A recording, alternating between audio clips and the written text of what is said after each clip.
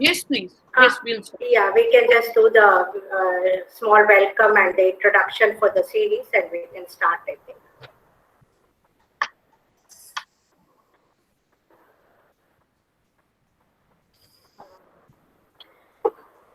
A very good evening to everyone here present. We are indeed very happy to start this particular talk by Dr. Ben Roth. I won't do the introduction to him. A little later you'll be getting about him.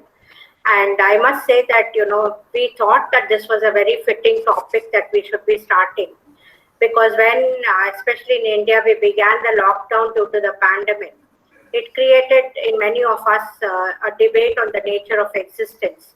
And although pandemics had happened earlier, lockdowns had happened earlier, it was a shock for many of us at this point of time because we thought technologically and communicatively the world was quite good.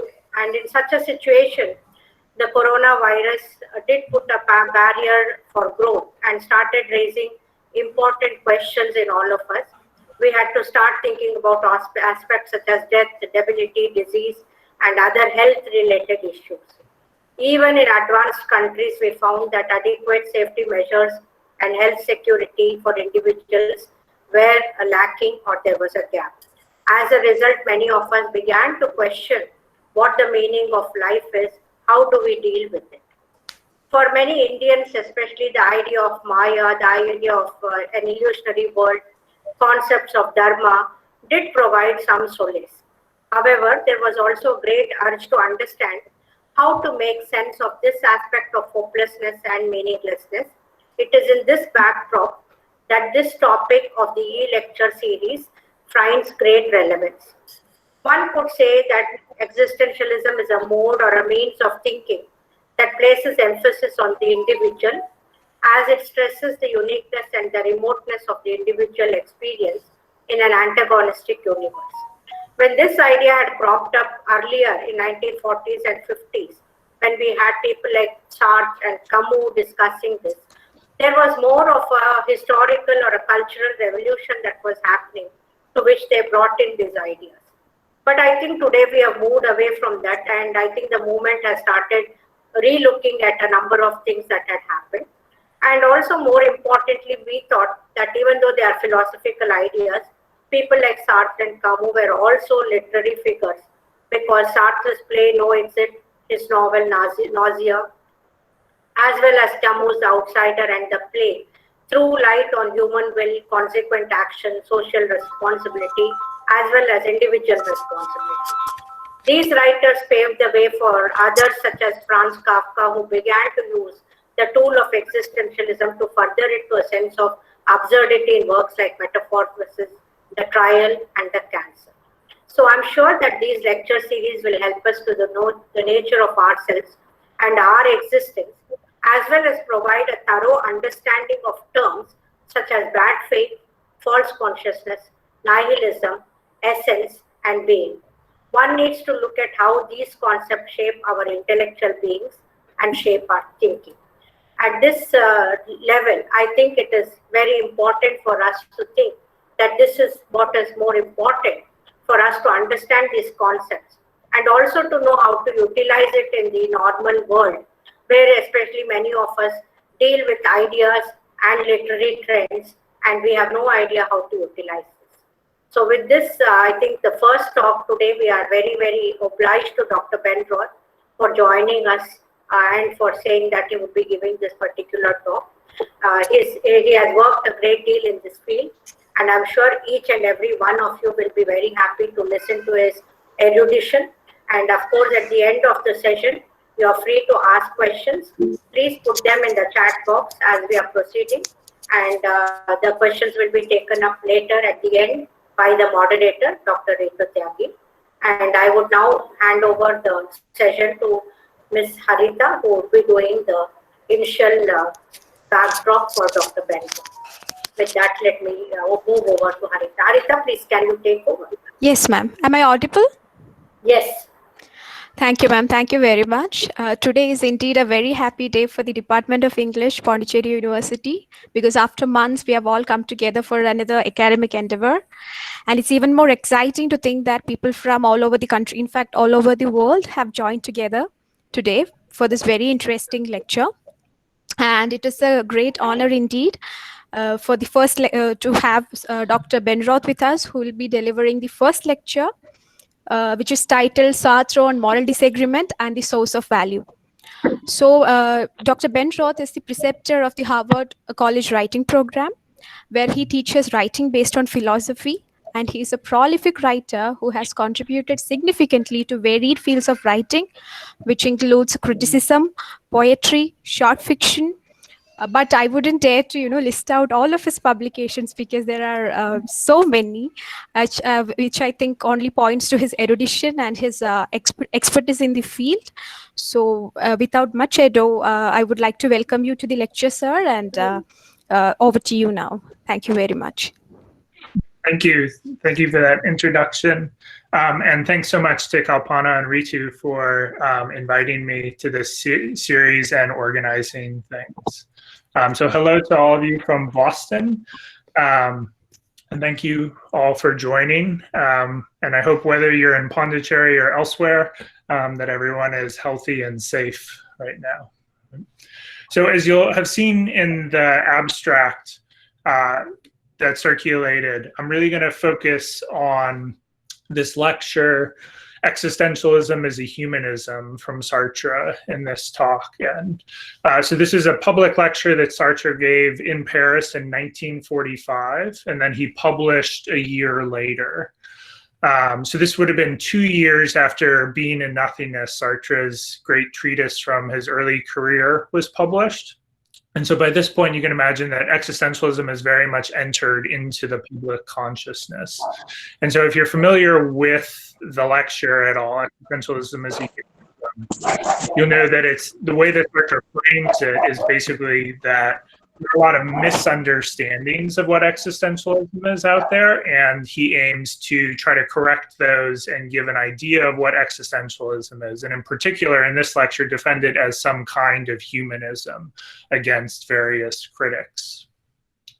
So in Sartre's later career, there were lots of criticisms of this lecture, so lots of people are dissatisfied with the view it offers. Sartre himself, even as his views evolved more towards socialism later in his career, became, I think, dissatisfied with the views that he'd offered in this lecture.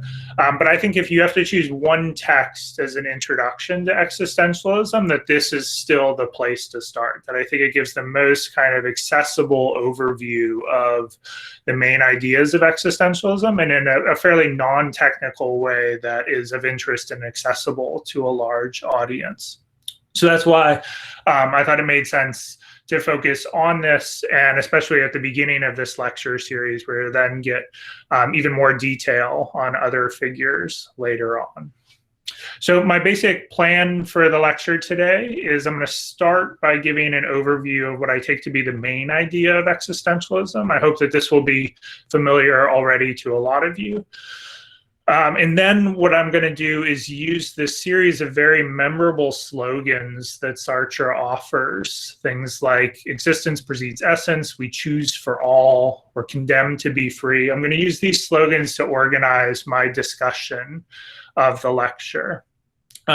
So one thing I found in teaching this text in particular over the last few years is that these slogans are very memorable, but they're also very easily misunderstood, because Sartre is in a kind of grand rhetorical mode in this lecture. So he's, to a certain extent, looking for a memorable phrase, overstating things possibly a little bit at particular moments. And so I found that students very easily misunderstand, misconstrue what some of these slogans mean. But going through them and kind of both thinking about what they don't mean and then clarifying what I take they do mean is a good way, I think, to build up an overall interpretation of this lecture and Sartre's views. And also, if you are familiar with the text, and I hope some of you have read it already, I hope if you haven't, that this will inspire you to go and read it after this talk as part of this series. But if you are familiar with Sartre's lecture, you'll quickly notice I'm going to hop around and really take the discussion in a different order than he offers it. And the reason for that is that I think I've reorganized the topics in a way that I think will move more intuitively towards what I want to be my ultimate focus at the end of the lecture. And that's going to be to really try to zoom in on these issues in my title, moral disagreement and the source of value. So where does value come from in Sartre's overall worldview? Why are there values in the world? What creates them? And then how, in particular, I think it's very interesting, does he deal with moral disagreement? Like how does he explain the fact that different people have different ideas about what is moral or ethical and how we should perhaps negotiate those sorts of disagreements? And this in particular, I found in teaching, a lot of students find his view on moral disagreement maybe contradictory. At the very least, they think it's kind of very strange and kind of paradoxical. But my ultimate goal is going to be to suggest that it's not contradictory, it's not paradoxical. It's actually, I think, a quite appealing and defensible view, and actually really gets at how we experience moral disagreement and offers a plausible explanation for that. And along the way, if time illustrates, towards the end in particular, if time allows, I want to use a short story by Simone de Beauvoir to illustrate some of these issues.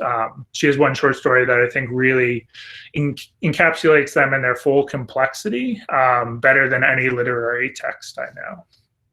Okay, so my goal is to talk for about an hour, and then, as was said, we'll have, I believe, about 30 minutes for questions and discussion after that. All right, so we'll start with the most famous slogan from this lecture and from Sartre's entire oeuvre, which is "Existence precedes essence." So I take this to be the absolute core definition of existentialism. Basically, if you're going to describe a thinker as an existentialist, it's because, as a starting place, they sanction this view. They agree with it. Existence precedes essence.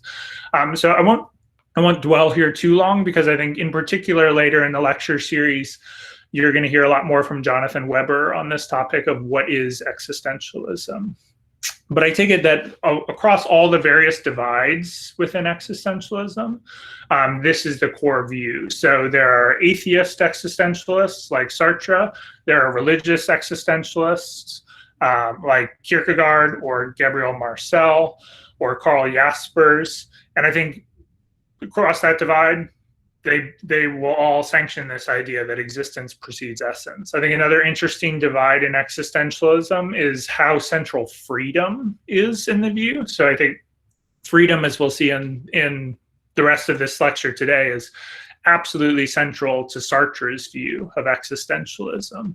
But I take it that other thinkers that we somewhat controversially, but would still generally describe as existentialists, like Nietzsche and Heidegger. They're at least forerunners of existentialism. I take it that they don't, in any straightforward way, valorize freedom or place it at the center of their view. I think Heidegger and Nietzsche are both skeptical that we're actually free in any sort of robust way.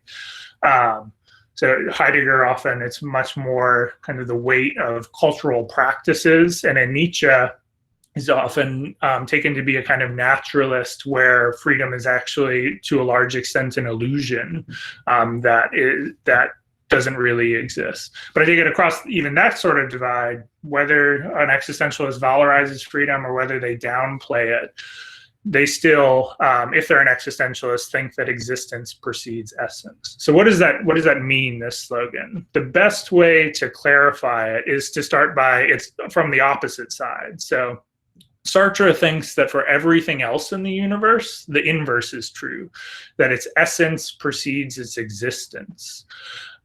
So his famous example of this in the lecture is of a paper knife. So the knife that you would use to cut open the pages of a book back when we used to get books where they hadn't actually been, the leaves hadn't been cut open yet. So there's now a kind of archaic example, since we don't have paper knives anymore. So think of just any tool. Think of a hammer.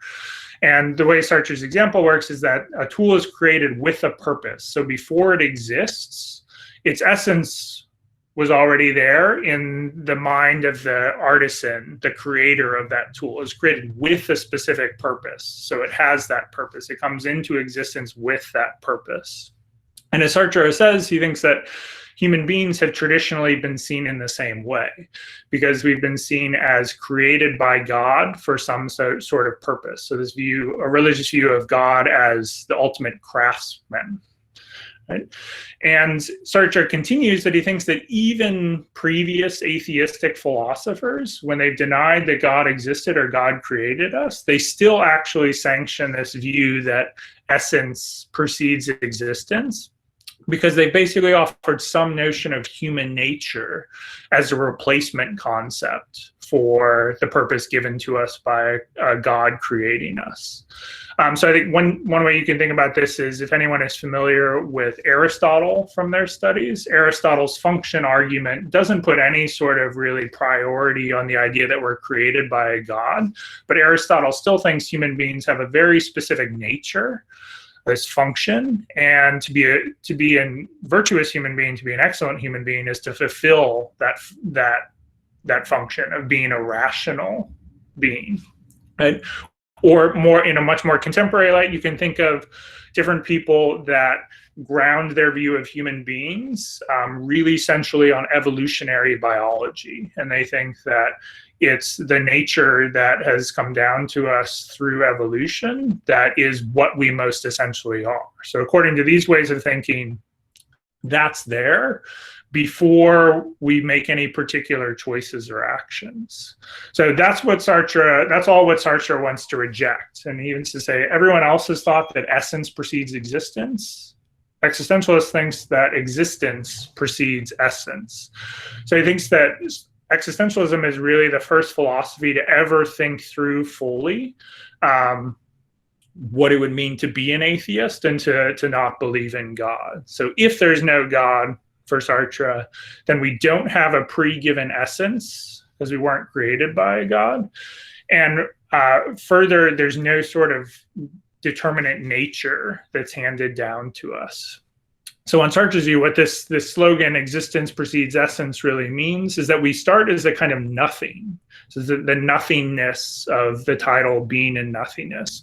We start as a kind of nothing, and we create ourselves through our actions. So it's only our existence, the choices and actions that we freely make, and those come before and create our essence, who we are. Right? So only once we've chosen particular actions does an essence come into being. Right? So important clarification on this, though, is that Sartre does deny that there's any human nature, and it's seemingly essential to his view to do that, to defend this idea. But he does allow that there's something called a human condition. So what's the difference between human nature and a human condition? Nature, according to the way Sartre looks at it, I think this is a totally intuitive way of looking at it. Nature is something fixed or determinate, whereas on his view, the kind of condition we have is instead a set of limitations within which we all have to act. So one is fixed and determinate, the other is a range of limitations. So the way that I sometimes like to explain this is that if I had a chalkboard, or I'd say, like, if you think of us as having a human nature, you draw one point on the chalkboard and you say that point, all human beings, kind of whatever differences they have, they meet at that point of the diagram of that fixed determinate nature. So that's what Sartre's denying. And so instead, the way you would represent human condition is around that point, draw a quite large circle and say that what the human condition means is that all of us embody certain things within that circle, but we don't necessarily overlap on any particular points. So there's a range of possibilities that's available to all of us, but there's no actuality that we all embrace. And so that's why Sartre thinks that there's no nature, there's just this condition. Right? So another kind of different way you could explain this is, I think my students are often sometimes dissatisfied with this, and they want to say, well, doesn't Sartre think we have this nature of freedom? Isn't human nature for Sartre freedom, that we're all free? And in some sense that's true, but then the important rejoinder is that Sartre's notion of freedom is itself indefinite or indeterminate. And so if it's our nature to have this indeterminate nature, that's, according to his way of thinking, exactly to kind of deny that there is a fixed nature, and instead say that we're left with this freedom and this range of possibilities to create ourselves. Okay, so I just want to pause for a second here and compare this big picture view of Sartre's and his overall sensibility to Camus. So I think that other speakers in this series are going to talk to you about Camus quite a bit. So I'm not going to say too much, but I think this is a place where the contrast between Sartre and Camus' overall sensibility is quite illuminating. So for Sartre, I take it that his atheism is totally basic to his philosophy. Sartre simply assumes that God doesn't exist. He doesn't argue for this belief. He doesn't seem for a moment to think that God could exist. He just seems to take it as a fundamental assumption. But even more interesting, I think, is the fact that Sartre doesn't seem at all bothered by the absence of God.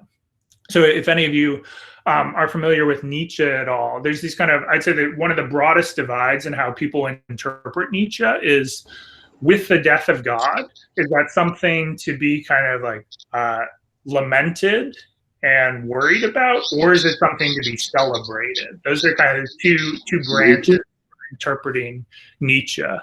And so Sartre is firmly in this idea that the lack of God liberates us, it frees us, it's something to be kind of happy about and celebrated. So Sartre thinks the absence of God and an atheistic worldview is the only thing that actually fundamentally frees us and respects our dignity as free human beings who are responsible for ourselves. Okay, but let's contrast then that very briefly to Camus. I take it, so first of all, just notice that Camus is much more prone in his writing to use different sort of like images and metaphors and stories about God and gods, and traffics in a lot of mythology.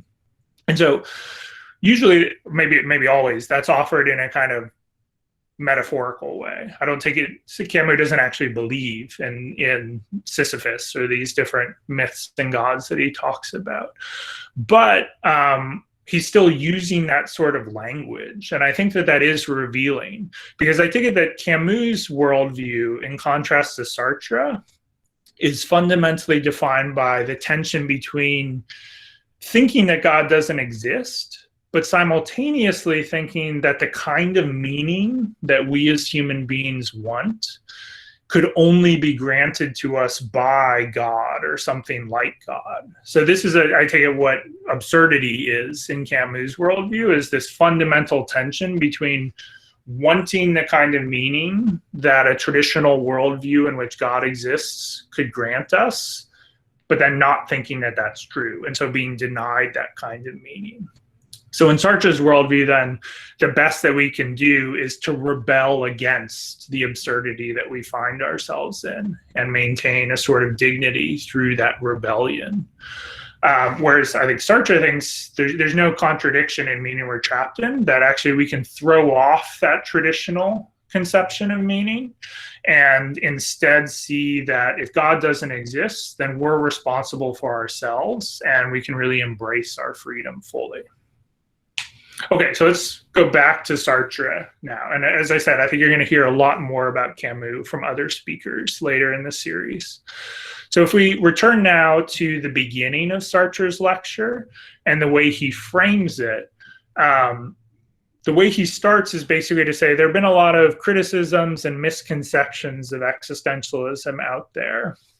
And he wants to clarify what existentialism really is. So in particular, he articulates two criticisms that he thinks exist.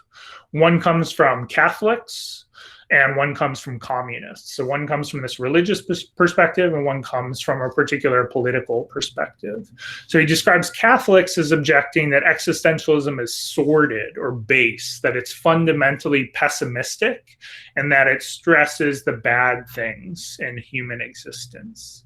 And we can see now how Sartre responds to that, which is he says that no, it's actually the most optimistic of philosophies, because it's the only philosophy that takes us to be free and responsible for ourselves instead of these deterministic pawns that are manipulated by forces or beings or gods beyond us. So he thinks that this objection that existentialism is pessimistic is exactly wrong. It's the most optimistic of philosophies, he thinks.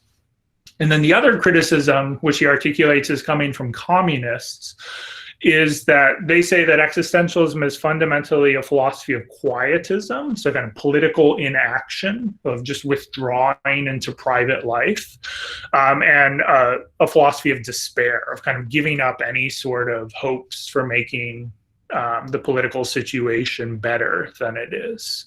So communists, Sartre says, accuse him of being fundamentally bourgeois, that he's just kind of content to let the unequal political situation of the world exist as it is. And again, Sartre objects that no, this criticism is exactly wrong. He thinks that existentialism is the philosophy that actually makes our choices and actions absolutely central. So it's the opposite of a philosophy that celebrates inaction or gives in to despair, because it's the one that is making central the choices and actions we make. Okay, so I'm going to hop way ahead for a second now, because I want to take up one of these slogans briefly. That's not going to be a huge part of my focus, but it's relevant here to this objection. So Sartre says further along in the lecture that we should live without hope. And you can see how this slogan could seem to fuel that sort of leftist objection, that it's a philosophy of political quietism. We should live without hope. So like a lot of my students frequently think this really means, like, Sartre thinks we should live with no hopes at all. We should just be kind of content with what is. But again, this is a moment where I take it that in reaching for a memorable phrase, it sounds overstated. And I think what Sartre doesn't mean here, he does not mean that we should have no positive hopes or expectations for the future. He doesn't mean that we shouldn't kind of hope that the world can get better than what it is now. What he does mean is that we should not place our hopes in anything beyond our own efforts. Right? So we should not hope that something will happen, even if we're not doing anything to try to make it happen. He also thinks we shouldn't take kind of false consolation in what other people will do when we're not going to do it ourselves. And we should also, I think Sartre thinks, we shouldn't think that our own beliefs, what we think we value, are enough if we don't act on them. So as we're going to see, Sartre doesn't really care that much about what people kind of believe or report they believe. He cares what they do. He thinks that it's our actions that actually embody what we really, really believe, what we really value. And so when he says we should live without hope, he's saying you should get out there and enact change in the world if you actually care about it. You shouldn't merely kind of sit at home and hope and believe that things will change. So I also think it's a case that against this objection from a leftist political perspective, it's not the case that Sartre is rejecting any sort of solidarity. So in this era of his thinking, Sartre is very individualistic in his thinking, but he's not rejecting the possibility of political solidarity or working with other people. So it's instead of just the idea that if I'm working with a larger group of people to try to bring about political change, and there's all sorts of political changes that are only going to be possible to bring about with a large group effort, not by mere individuals. But what Sartre thinks is that I shouldn't expect them to do the work while I kind of quietly do nothing and hope for it. Rather, I can be invested in the larger hopes of the group as long as I am acting to actually bring them about, doing what I can to bring them about. So really this idea of we should live without hope, if we kind of distill that to its kind of more pedantic, accurate sense, is something like we should live with false hopes, right? Where we should not live with hopes in things beyond our own agency. Instead, we should invest our own efforts where we actually believe change should happen. Okay, so now I'm going to hop back to the kind of main course of my line of thinking. And this next slogan from the lecture I want to take up is, we're condemned to be free. So this is probably, after existence precedes essence, the most famous of Sartre's slogans. We are condemned to be free. So the first thing to notice is that this is a seemingly paradoxical statement.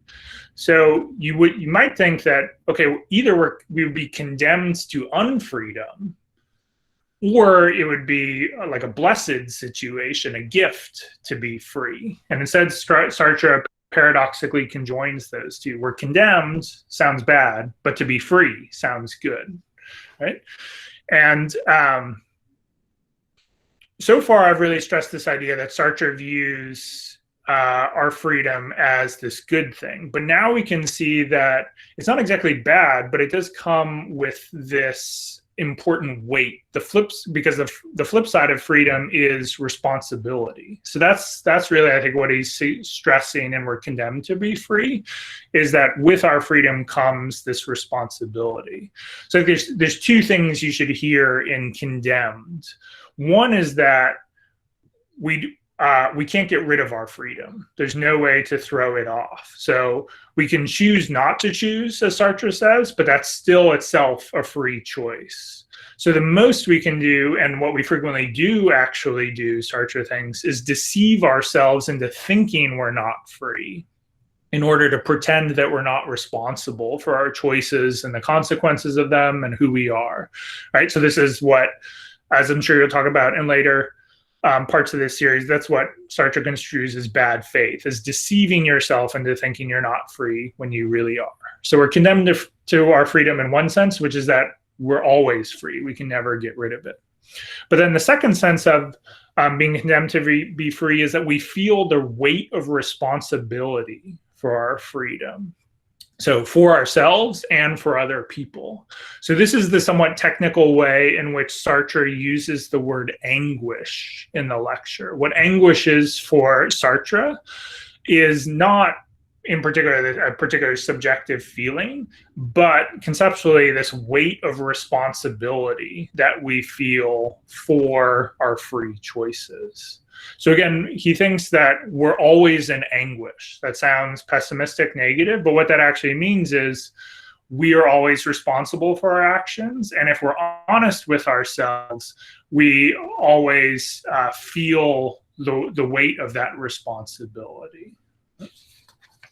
Okay, so I want to work through this kind of slowly, starting at the individual level, what it means for the individual to be responsible for themselves, and then work up to the group level of how we can think of different individuals in a community with each other, because that will get into this issue of moral disagreement. So let's start with the individual. So on Sartre's view, I wasn't created with a God for a particular purpose, and I don't have any sort of pre-given nature. So rather, I'm born as a kind of nothing, but with freedom.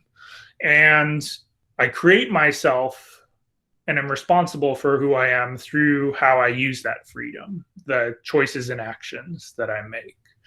But now let's focus in particular on the issue of values, where values come from. So in Sartre's larger metaphysical worldview, as he explains in vast detail in Being Nothingness, apart from us, human beings, everything else in the universe is being in itself. So things just are the way they are.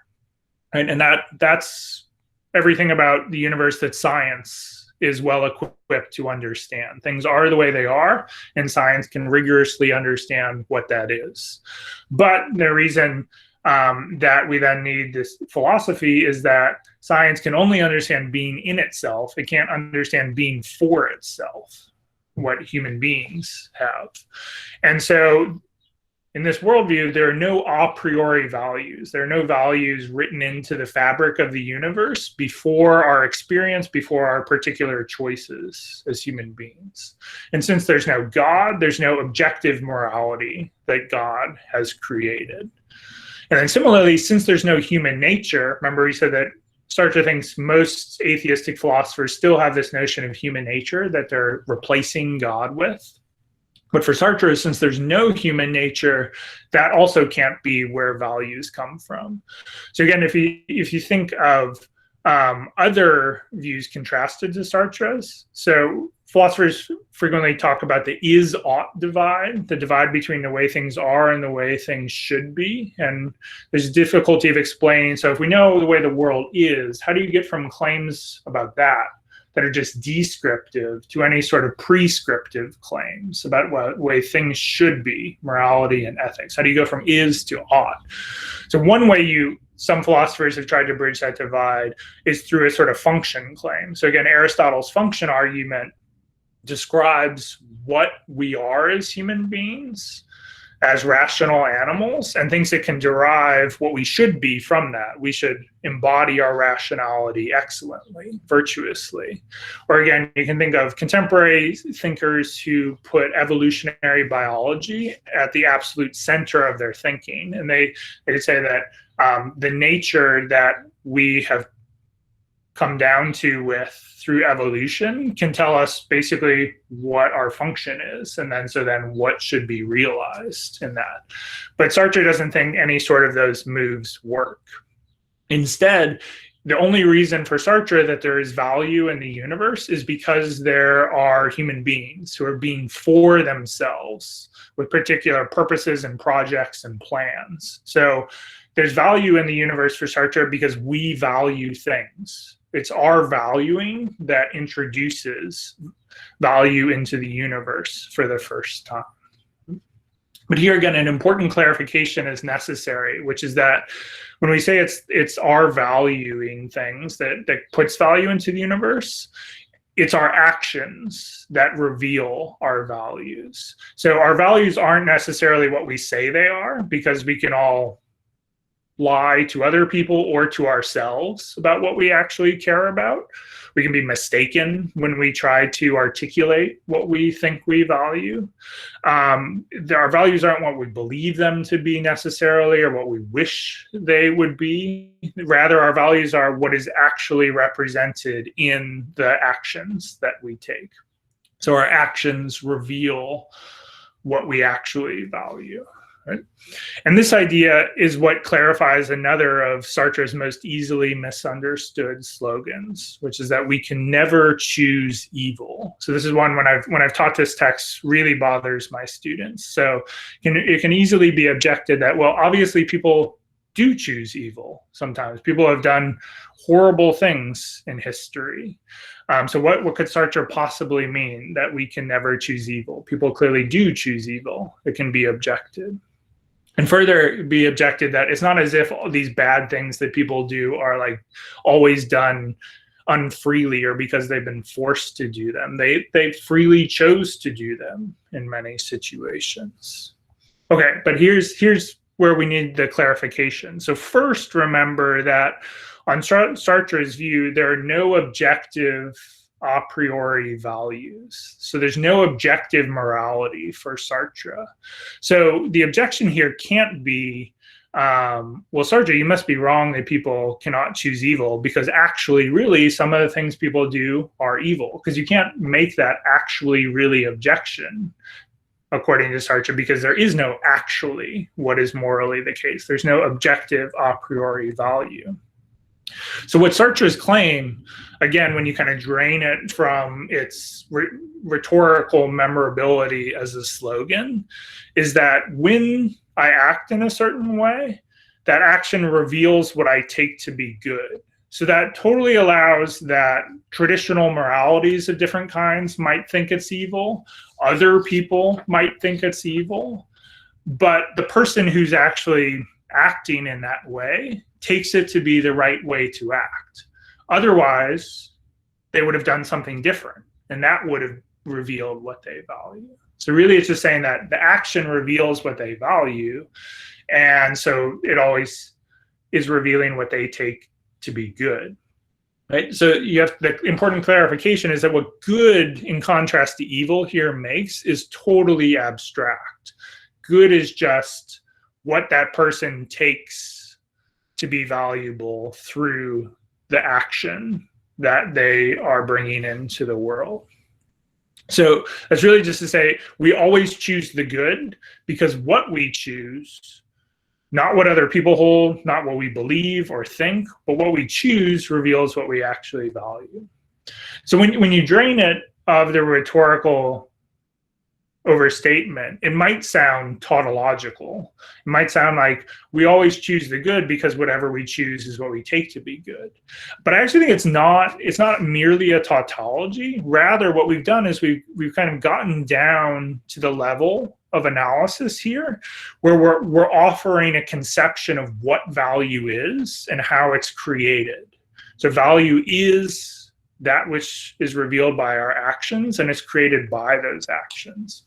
So I don't think it's a tautology. Rather, I take it's a conceptual analysis of what value is.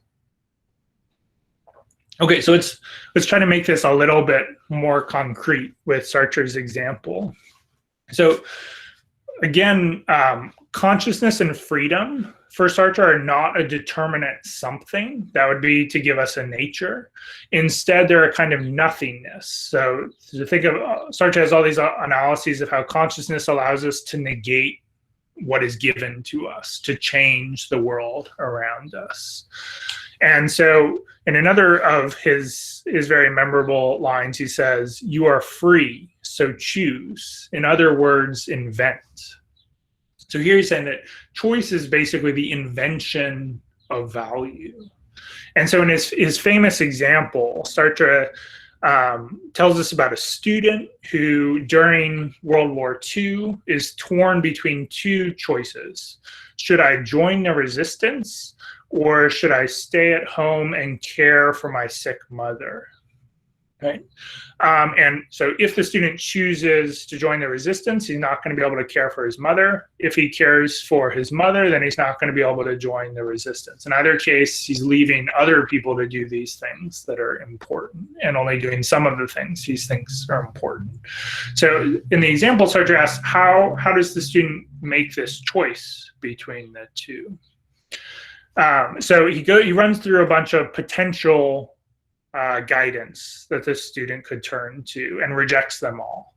So he considers that some religious thinkers and people think there are signs in the world where kind of God or the universe will tell you what you should do.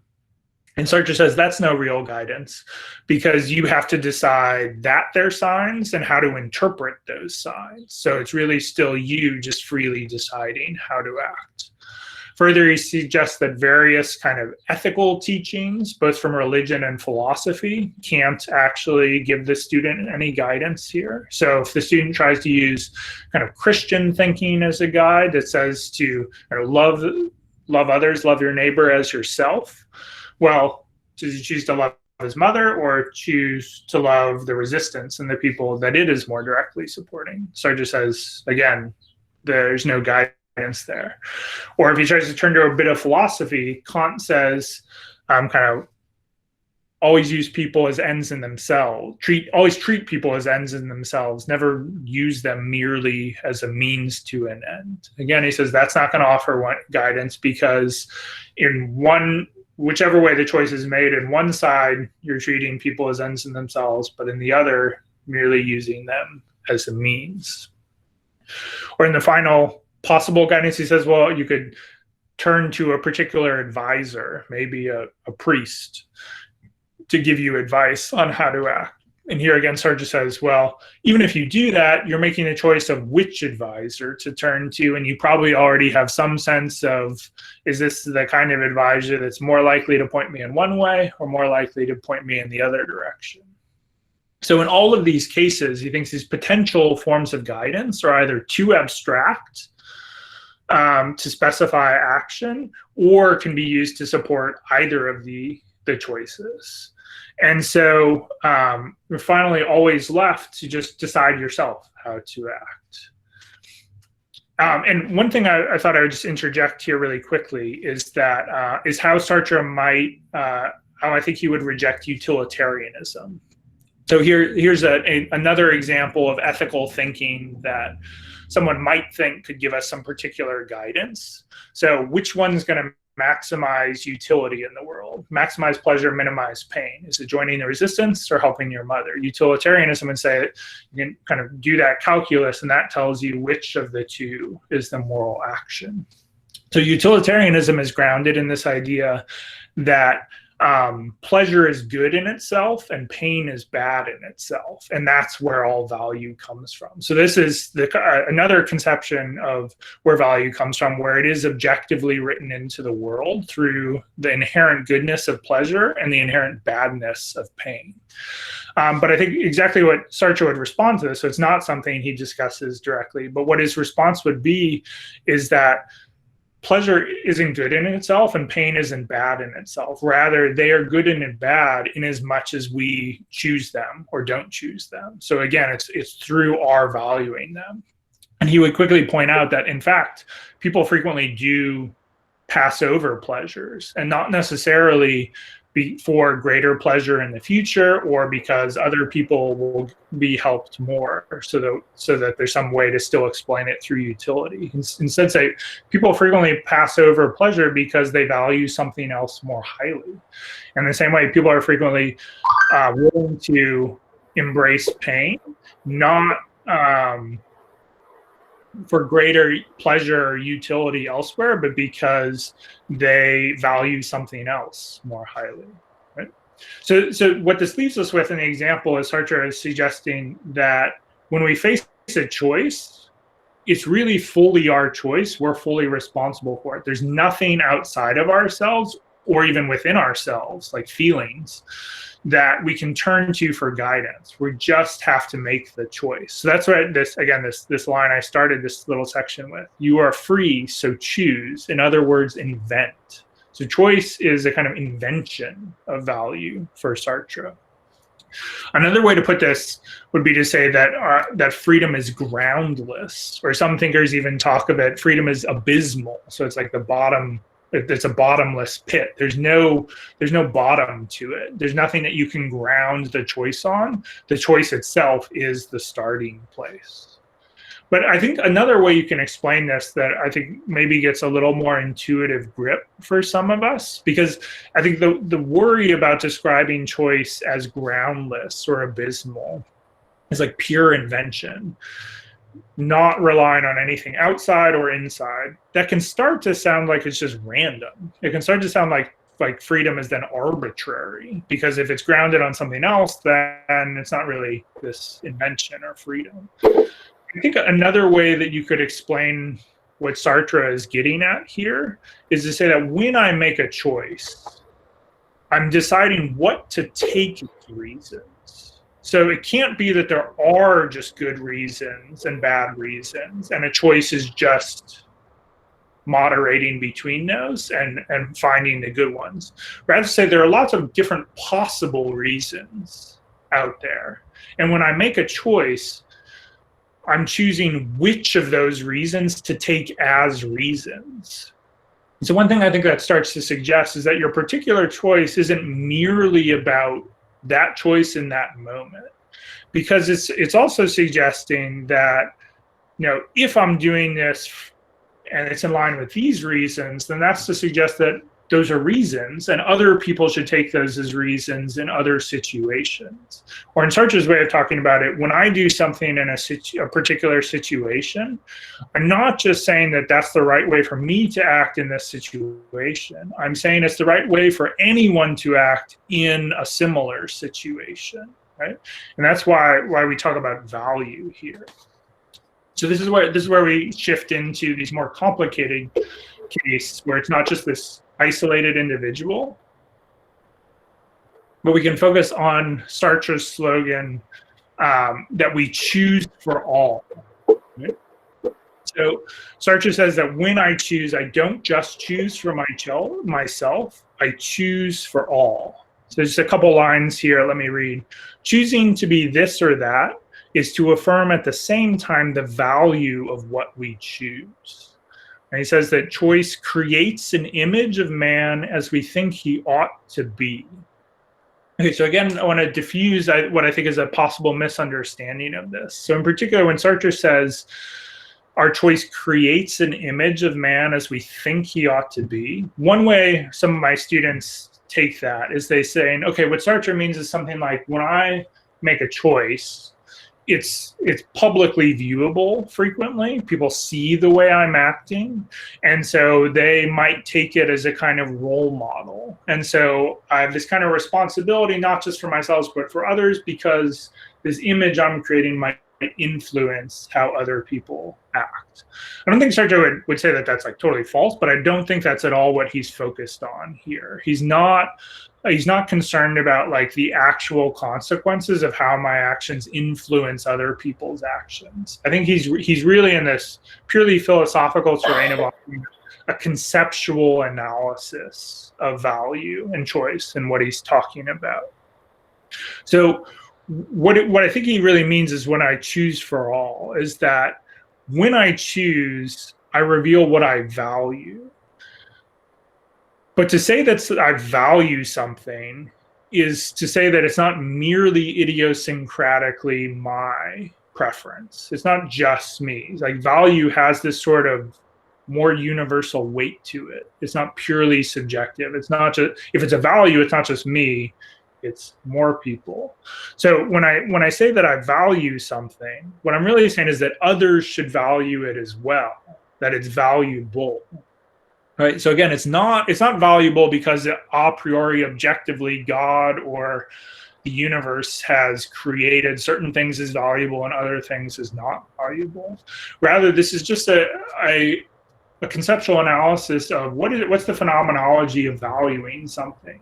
It feels like more than just saying like, this is what I like. Right? It's more universal than that.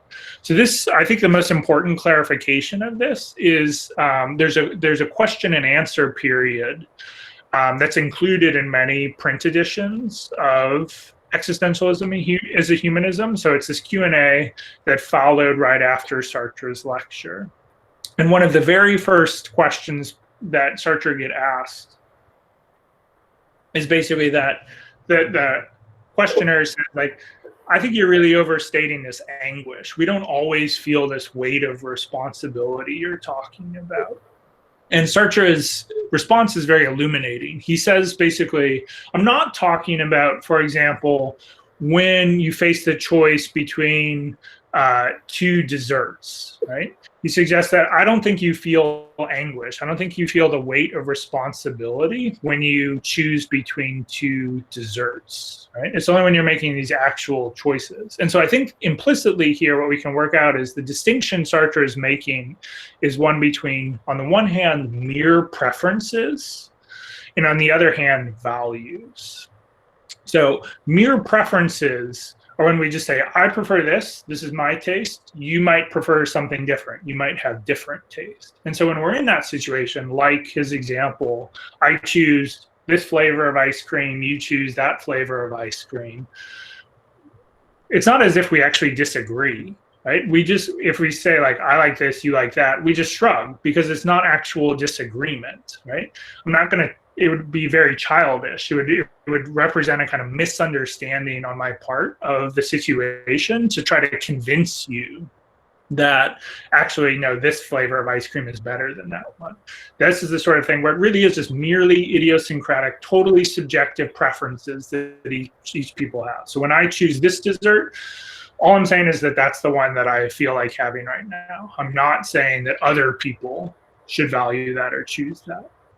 But as opposed to those sort of kind of mere preferences, what Sartre is talking about most of the time are values, right? And so values, they're not a priori, they're not objective, but they are in a really important sense universal. That's to say that when I choose something, I'm not merely stating a preference Instead, I'm saying that I value this. And when I say I value it, I'm saying that you too should value it, at least if you're in a sufficiently similar situation to the one I'm in, that it actually has value. So here, let me read again a quick quote from the lecture. Sartre says, "In this sense, we can claim that human universality exists, but it is not a given. It is in perpetual construction. In choosing myself, I construct universality." So I think the really important idea here is that on the one hand, there's a totally subjective taste. On the other hand, we could have this idea of objective values or morality. Sartre rejects that exists. But in between is what he's talking about, which he's talking about universal values that don't exist apart from us in the universe, but are instead created through our choices. So again, the big picture here is that when I make a choice, I'm not only revealing what I value, I'm revealing what I take to be valuable. And so what other people, when they're in sufficiently similar situations, should also value. And so that's the sense of choosing for all that Sartre has offered. Okay, so I'll get in a second to this idea of moral disagreement, which is one little tangent here that I importantly want to offer, is that I do think that under Sartre's conception implicitly here of morality and ethics, there are some limitations on what can be coherently valued. So Sartre famously never actually worked out an ethical system. So he, Being and Nothingness ends with basically this promise that the next book will be an ethics. But instead, he never actually writes it. He can never get to a place where he's satisfied with what he's saying, and then eventually he's kind of moved on too far from that topic. So instead, what he leaves us are this lecture is, I think, one of the key texts for thinking about ethics. And then he leaves these extensive notebooks on ethics that have also been published and translated into various languages now. But they're totally unsystematic. They're really notebooks, like these different fragments. But I do think we can get a little bit of specific content out of Sartre's views on ethics here. So the starting place here is in the lecture, Sartre quotes Dostoevsky, and Dostoevsky's famous line, "If God does not exist, everything is permissible." And Sartre says this is the starting point of existentialism. So I think the important thing to stress here is that if God doesn't exist, initially everything is permissible. There are these no objective limitations on what we might choose, how we might act. But it's really important that I think for Sartre, this is only the starting place of existentialism. Because if we start from this kind of open-ended permissibility, he does, in his conception of what freedom is, very quickly put some kind of conceptual limitations on what we can coherently value. So if the key thought of existentialism, its kind of baseline is we are free and responsible, it follows from that way of thinking that I can't coherently value freedom by using it to inhibit other people's freedom. So Sartre says, I cannot set my own freedom as a goal without also setting the freedom of others as a goal. So right there, I think we actually get, it starts abstractly, but gives us this specific content, which is that if our condition is as free beings in the universe, that precludes us from coherently using that freedom to value slavery or to value gross inequality in the world. That if I'm going to value my own freedom, I can only do that by coherently valuing other people's freedom as well. But that only puts this like certain constraint on things. So I take it there are still a huge range of possibilities here. So remember this way in which what we were talking about is that good is really abstract. When Sartre says we always choose the good, we can never choose evil, that sense of good is very abstract. So I take it that Sartre could think that it's coherent for me, for example, to value selfishness, as long as I also think that you should value selfishness. So I think the basic shape here is initially extremely Kantian, of basically trying to generalize my values to other people and see if they can be done coherently. So, and I think the basic shape here is initially extremely Kantian, of basically trying to generalize my values to other people and see if they can be done coherently. So, and I think the basic shape here is initially extremely Kantian, of basically trying to generalize my values to other people and see if they can be done coherently. So it sounds, according to kind of lots of traditional moral systems, immoral to value selfishness. But as long as I also think you should value it, then there's no sort of contradiction there, right? I think you could even think that like you could value some things that appear quite bad to us, as long as you're consistently allowing that other people should also value them.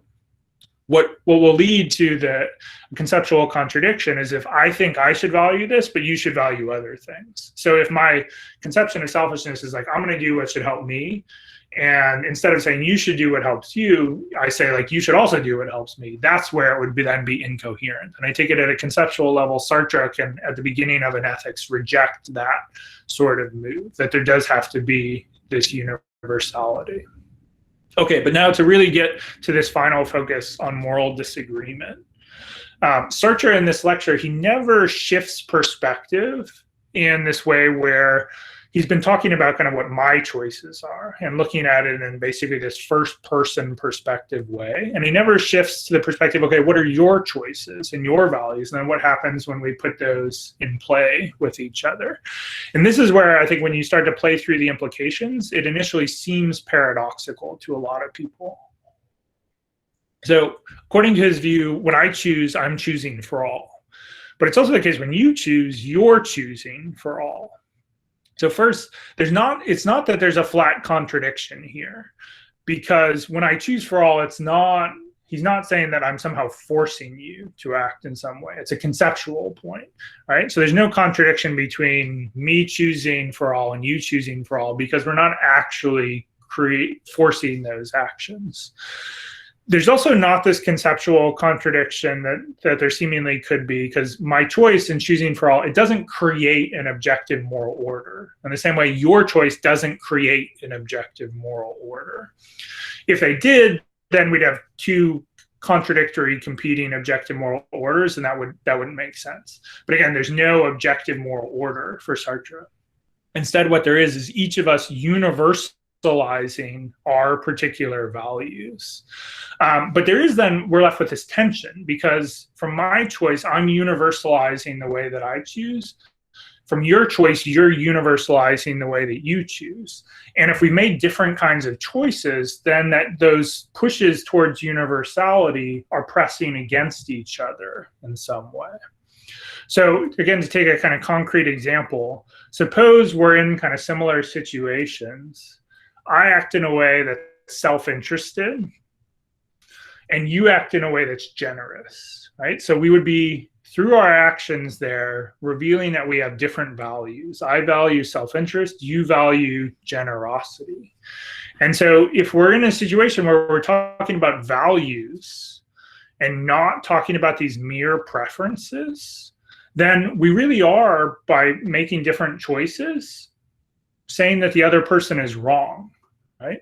Because each of our choices has equal validity, but it's not just for ourselves. We're saying that other people should value it. So when I value self-interest, I'm saying you should value self-interest, but you don't. You value generosity, and you're saying that I should value generosity, but I don't. I value self-interest. So there is this real tension between those. Okay, and so that's the moment where, when I've taught this in the past, my students feel like that tension is a problem for Sartre. They think that tension between different people's choices suggests that there's a kind of incoherence in his thinking here. But I actually think this is exactly wrong. So the tension here, it's not a problem for Sartre's view. Actually, it's exactly the strength of Sartre's view. Because if we think about situations in which our differing values come into conflict with each other, there is actual tension there.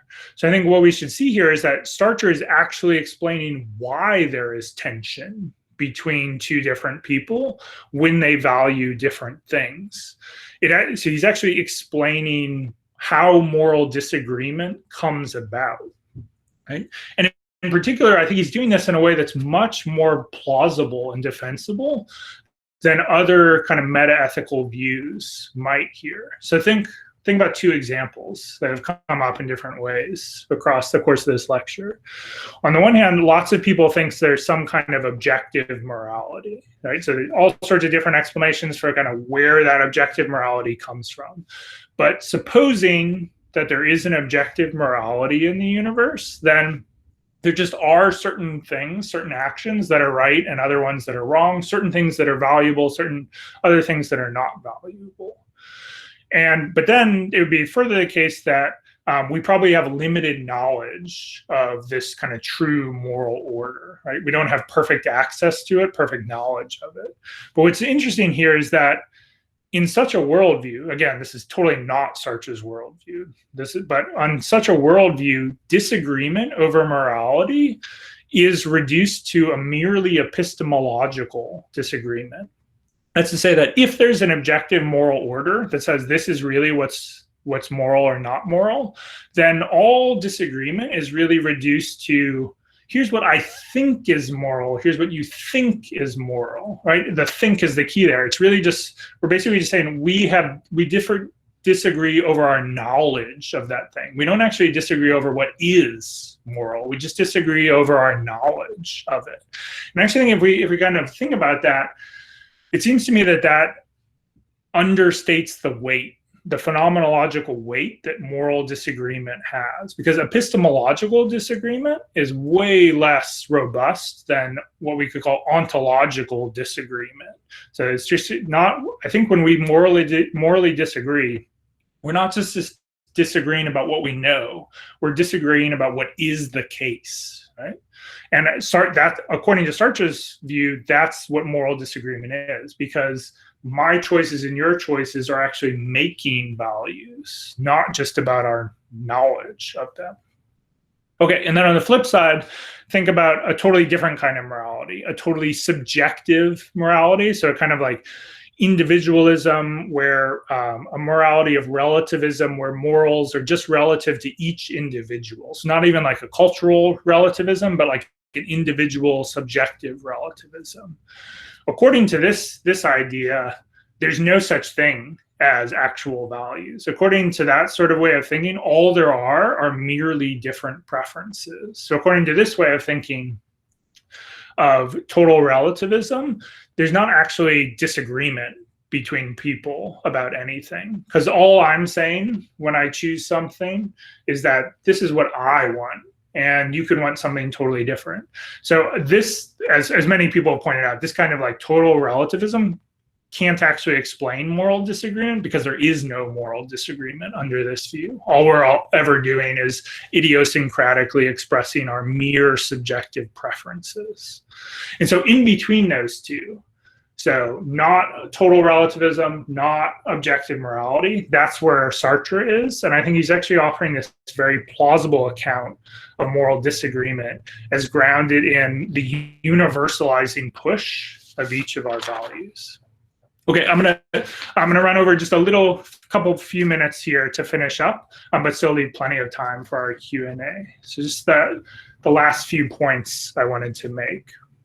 So first, there's this kind of more general note, which is that now that we're in this terrain of moral disagreement, it seems to me one of the big questions that we all face, and societally we face very regularly now, is how should we treat moral disagreement? What should we do when we disagree about other people over substantial moral, ethical issues? So what's the right reaction to that? On the one hand, we might think that the right thing is to step back from disagreement, to agree to disagree, as the phrase goes, to say that like, okay, these are my values, those are your values, and just kind of leave it there. On the other hand, we might think that when we disagree, we should really care about that disagreement, and we should really try to change the other person's mind to show them that we think they're wrong and convince them that our values are the right values. I actually think this is a very big question about like what's even the right way to respect another person. Is it more respectful to agree to disagree? Or is it more respectful to care that they're wrong and that you think they're wrong and try to convince them? And so here I think that a way this comes up in my teaching regularly is when I'm teaching Kant's What is Enlightenment? He ends by saying some very provocative things at the end of that short piece about what he calls the haughty name of tolerance. And there basically Kant is suggesting that actually when you say you tolerate someone's other's views, that's actually kind of patronizing. It's basically saying, okay, I think you're wrong, but I'll tolerate your view because I don't really care what you think, right? And it seems to suggest that maybe the more respectful thing to do is actually care enough to try to convince someone of what you think is really the case. And so what we're left then, I think what Sartre would actually recommend in these issues is a kind of double view, a kind of conjunction of a different engaged and meta view about moral disagreement. I think he would say something like, when I morally disagree with someone, I really should respect them enough, respect their freedom, their autonomy enough to try to convince them to value what I value. And at the same time, I should also, when we disagree, be totally willing to listen and try to be convinced by the other person that maybe I'm wrong and they're right and I should change my values. But I think that he thinks that in that engaged perspective, we should really have this open debate about what we should value.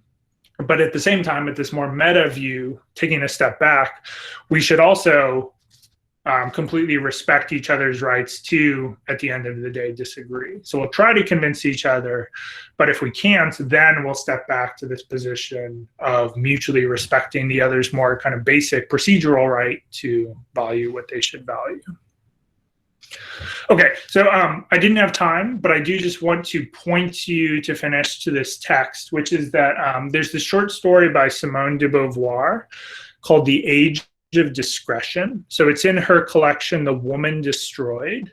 And The Age of Discretion is this short story about a son. It's written from a mother's perspective, and her son has come of age.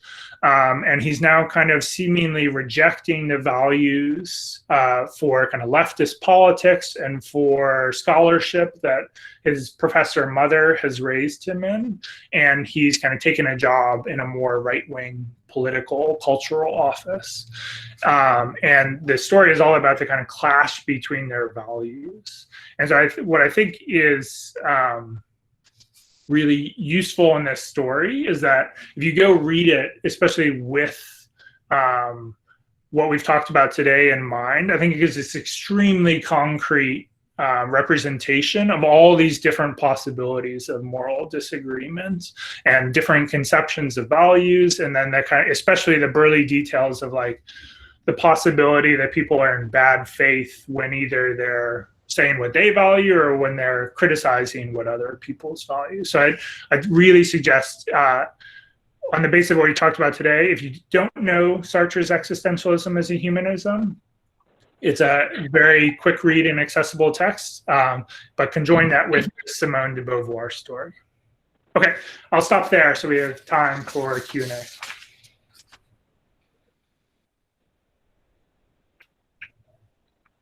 Can you hear me? Yeah. Thank you, Professor Roth, for that very interesting introduction, I would say, to our lecture series on existentialism. Particularly, I really liked the way you have organized your lecture, taking into consideration the major slogans that are always the point of contention that many a times we misunderstand. And you have tried to demystify many of those slogans, beginning with existence precedes essence, to more paradoxical ones like we are condemned to be free, and that we can never choose evil, etc. So that, I believe, is a very interesting introduction to some of the essential questions that we would be looking at here. And then you also took us into the analysis of how value is constructed, if I can say that, how our choices are making values, and how I was particularly impressed by the fact that you've tried also to look at how individual is implicated in the universal value making to a certain extent. And we do have a lot of questions for you here. So I begin by some of the questions. I'll scroll back to the earlier questions.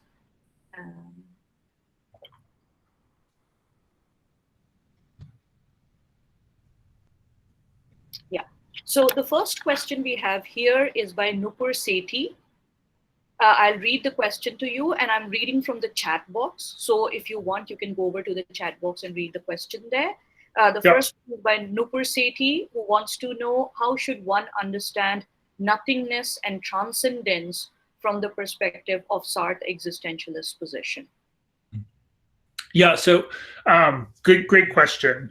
So I kind of mostly have avoided that terminology from being in nothingness, but to just explain the kind of basics of it. So if we start with Sartre, with this idea of being in itself, as I said, Sartre thinks everything other than us in the universe just is the way it is. It's being in itself. But we, as free beings, are being for itself, right? And so in this language that your question asked about, what we can do is transcend the way things are, or in the language of nothingness, we can negate the way things are. So Sartre thinks that free human beings are these kind of like, this is very metaphorical language, but you can imagine us as in the kind of fabric of the universe that is the way that it is.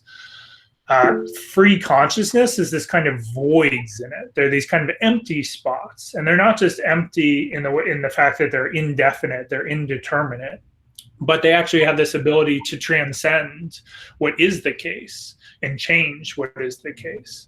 So in like lots of the kind of examples you would talk about related to kind of who I am or my identity, there are these facts that are given to me about who I am. I'm born into a particular place, a particular culture, a particular family, language, economic situation, all of these sorts of things, different cultural practices, right?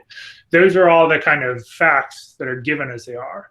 But what's distinctive about human beings is that they can transcend those things. So they can basically choose whether to accept or reject the influence of those things. They can transcend it, reinterpret it, make with it what they will, right? And so it's this kind of constant ability of changing and repurposing and reinterpreting that I think is what Sartre means by the nothingness of consciousness and our transcendence. She also has a doubt later as we scroll down, and she says one doubt as well is that if Sartre says that when he is choosing, he chooses for all, in this particular repercussion, is he not conditioning the aspect of freedom of others and promoting the aspect of dominance of one over the other? Yeah, good question. So this is very much a worry that a lot of my students have had, is that choosing for all sounds authoritarian in some way, or totalitarian. It sounds like I'm imposing my will on others. And so this is where I think it's really important that, again, this I choose for all, you really have to kind of deflate that slogan of that part of it. I don't think that Sartre means any of that at all. So when I choose for all, just the most important clarification is that in no way forces anybody else to act in any way. And according to Sartre's way of thinking, it doesn't actually even influence other people, because it's always up to them whether to care about the way they see other people acting in any way. And so I really think that this is where you have to remind yourself, it's a conceptual analysis of what it means to value something, which is that when I choose for all, what it means is I think other people should choose this. So he's not saying that they will choose it. He's not saying that they must choose it. He's saying that they should, but there's no sort of authority or force invested in that claim. And also remember that even though we're talking about it from that one perspective, I choose for all, it's also the case that you choose for all. So there's no privileged perspective among different individuals here. Rather, they're all in competition with each other. So it is, I think we should admit, it is this view in which human beings are fundamentally in conflict with one another at a basic level for Sartre. So this is something that really comes out in something we didn't talk about at all, which is his conception of being for others, where when our competing abilities to interpret each other in the world are in competition with each other. But even though he thinks we're all in conflict with each other, there's no authoritarianism in that, because none of those different perspectives has a privileged position. I also think that takes us back to the idea that our choices make value, in the sense how individual is implicated in the universal, that by choosing something for yourself, in a way, you're also contributing to the universal choices of what others could choose. Yeah, so that I think that could be a more kind of open-ended and positive way to interpret this, kind of creating an image for all, which is that image doesn't force anybody to act that way, but it does give them a potential model if they want to model themselves after it. Oh. Right. Thank you so much for that answer. And we have another question by Anupam Devnath. He wants to know how Sartre views the notion of Übermensch, if I'm pronouncing it correctly, the Nietzsche's idea of Übermensch. Yeah, so first let me admit, I don't actually know in a scholarly way how directly Sartre talks about Nietzsche's notion of the Übermensch. So I can't tell you kind of textually what he says, but I can tell you what I think it would be consistent with the views of his we've been talking about here, which is that so the kind of key fact of the Übermensch, or in English, the best translation of that is the overman. So it's not this. So one way it was badly misunderstood is this is kind of Superman, this kind of person who was a Superman. Instead, the overman, the over, is really important, because what the overman does is overcomes kind of traditional conceptions of good and evil and creates his or her own values. And so what I think Sartre agrees with in Nietzsche's conception of the Übermensch is that there's no objective morality.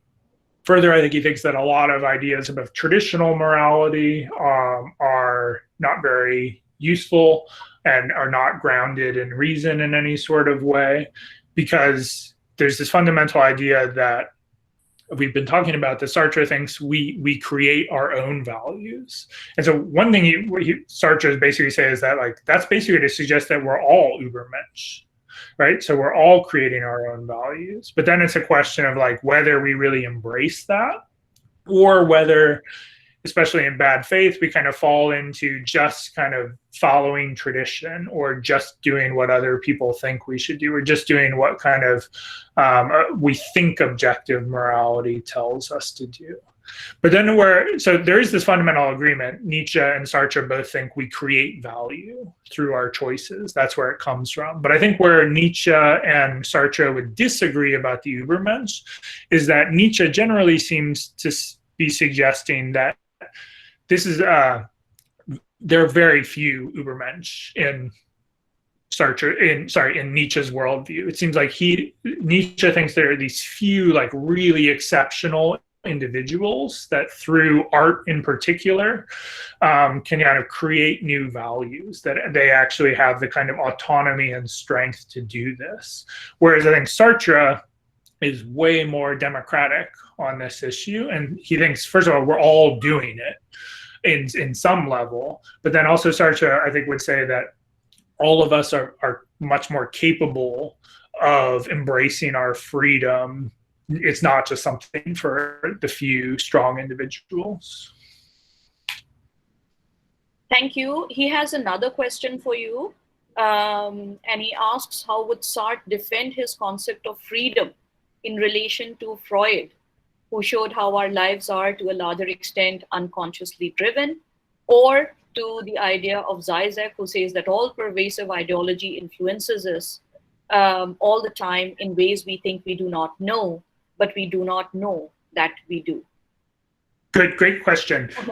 So Sartre would, as your question kind of frames it, he'd reject both of these views. So Sartre very directly discusses and attacks Freud. So, and the basic disagreement Sartre had with Freud is Sartre does not believe there's any such thing as an unconscious. So Freud thought that kind of our deepest, most important impulses were fundamentally unavailable to us. They were unconscious, and at best they could be we could kind of trick ourselves into admitting some of them through different kinds of therapy and through interpreting dreams. Sartre just doesn't believe the unconscious exists. So Sartre thinks that in principle, everything that's influencing us and that we believe is accessible to us.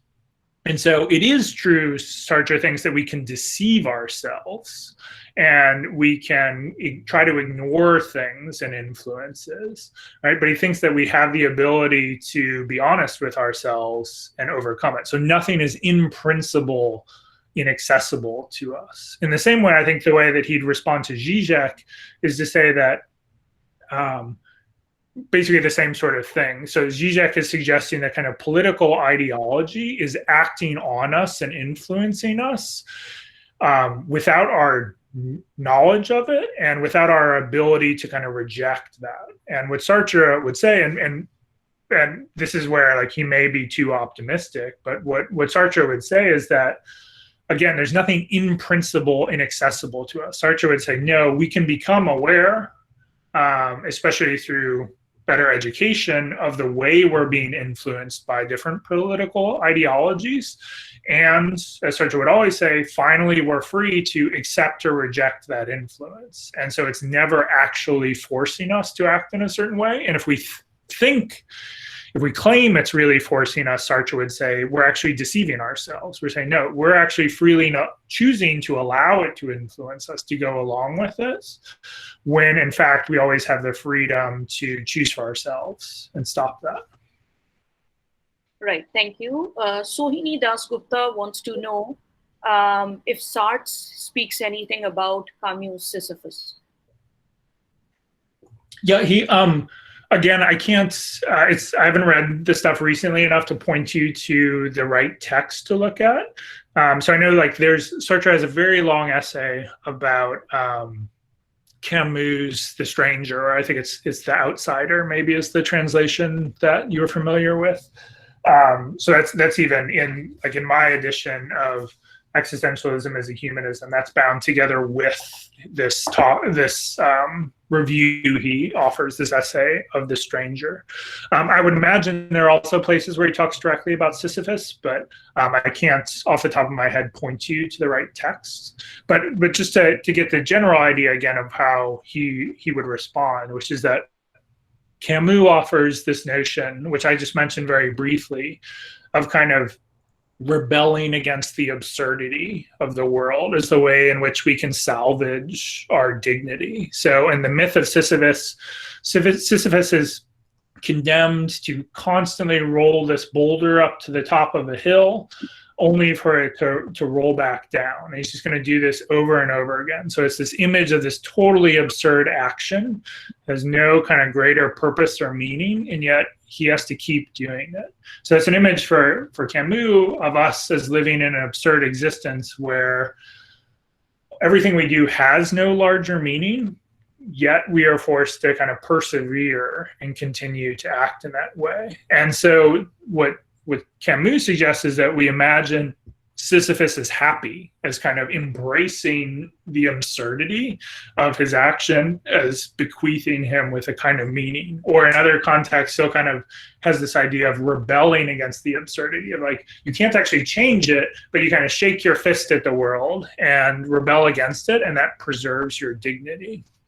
And what I think Sartre would say about that is actually, one, I think he would say that Camus is implicitly too tied to a traditional conception of meaning here. He'd say that that Camus is supposing that Sisyphus's action would only be meaningful if, instead of rolling the same rock up to the top of the hill, he's rolling multiple rocks and building a castle or a church or something meaningful structure. And what Sartre would say is like, that's basically this kind of traditional conception of meaning still holding its weight. And Sartre would say, no, like if God doesn't exist, then meaning is something we create, and it's up to us what's meaningful. And so I think that on the flip side of that, whereas Camus seems to suggest that like Sisyphus's action is not actually meaningful, but he can feel happy about it, or he can rebel against it or shake his fist against the world. Sartre would say like Sisyphus actually has the freedom to kind of change his situation. So one thing we can even say here is that the whole way in which that example is described by Camus, that like Sisyphus is forced by the gods to do this thing over and over. Sartre would say that's not our situation. We're not forced by any gods because there are no gods to kind of perpetuate absurdity in the world. Rather, because there are no gods, we're free and we can create the kind of meaning that we want to create in the world. So this is a place where I think that like just by basic sensibility, Sartre is way more optimistic than Camus at a kind of basic level. Thank you. So just tying into that idea that Sartre believes that there is more we can do, we have more freedom to choose. There is another question by Amrit Mishra, who wants to know if the philosophy of existentialism can be used for social reform. Yeah, so I think that, and this is where I couldn't go in what I was talking about today, but I hope you saw a few places in what I was talking about where we could jump off from this more, which is that, when we said that Sartre thinks I can only value my freedom coherently in as much as I value other people's freedom as well. And so I think he can't sanction any sort of morality that would allow for slavery, of course. But I also think he can't really sanction any morality that allows for radical inequality between people. And so, as some of you surely know, Sartre, over the course of his career, this is kind of early Sartre, being in nothingness. He's extremely individualistic sounding. But in his later career, so especially with the critique of dialectical reason, Sartre becomes a committed socialist, and his thinking moves in that much more overtly political direction. And even in the notebooks for an ethics that he left, he basically says the only valid ethics for our time is a kind of socialist ethics. So basically, you can see here what he most values in his worldview is this basic freedom that people have. So he thinks that any sort of kind of politics or social configurations need to respect the freedom of all individuals. Thank you, Dr. Roth. There's moving more to the philosophical side. We have a couple of questions by Faizan Ahmed. The first question is how being for itself denies being in itself. And the next one is how facticity does not play any role in choosing. Please elaborate. We choose for all. Yeah, so first on the first two questions are, I think, really basically the same question in different terminology. So being in itself versus being for itself, facticity versus transcendence or choice. So in both cases, Sartre thinks that any individual is in a situation. That situation, the kind of parameters of what is the way it is, what's given about the situation, that's the being in itself, the facticity of the situation.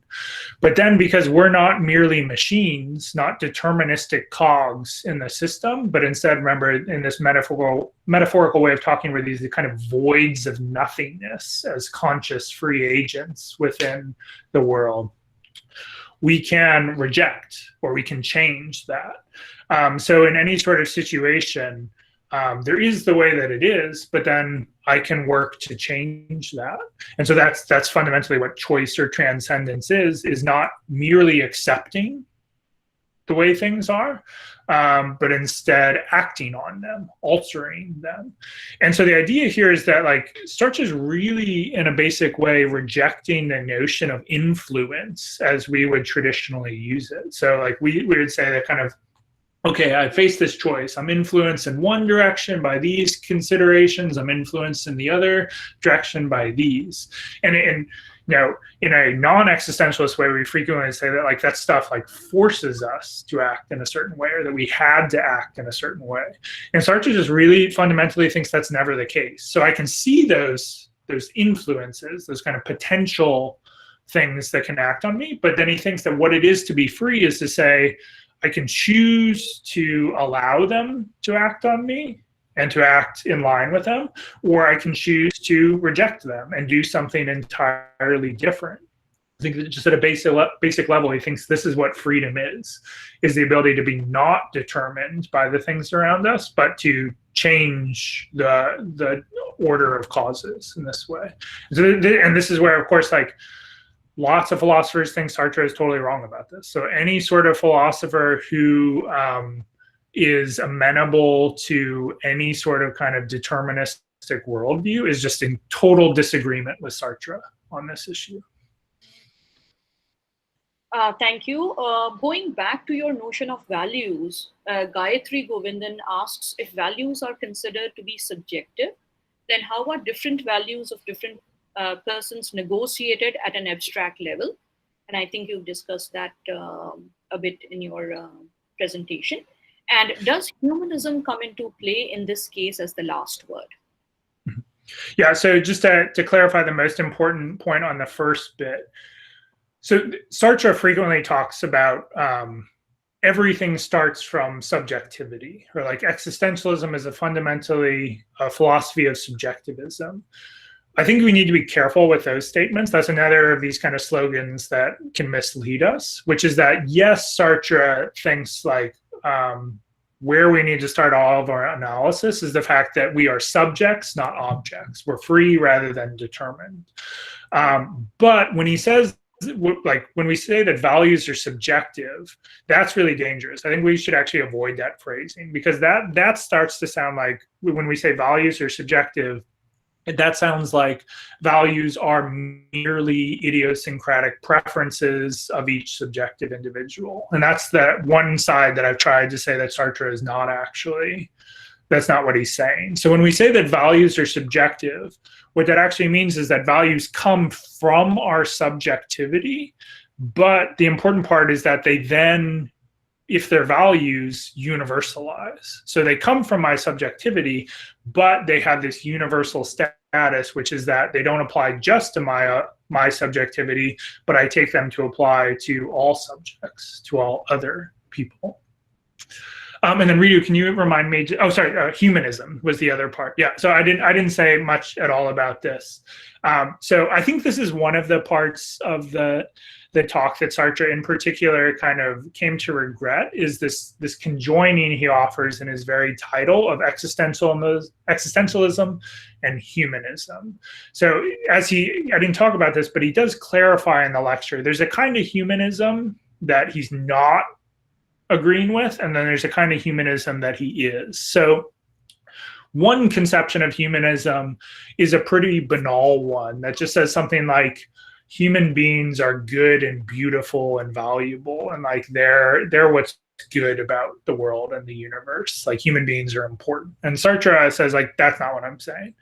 What Sartre is saying is basically like humanism is that this idea that values and morality come from human beings, not from gods or from the universe apart from us.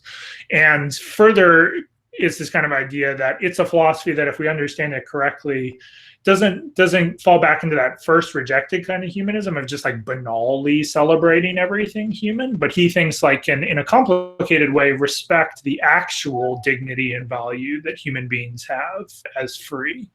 And so it does value human beings, but through taking them to be free and responsible, not simply because they're human beings. All right, we have another question by, one second, I lost. Yeah, This is by Amrit Mishra again.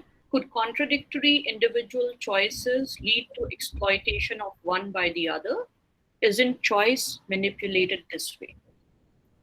Yeah, so this is again related to the worry that in choosing for all, Sartre is suggesting something kind of authoritarian, or like you can imagine someone saying something like this to themselves. You could imagine them saying like, okay, I choose this. That means I value this.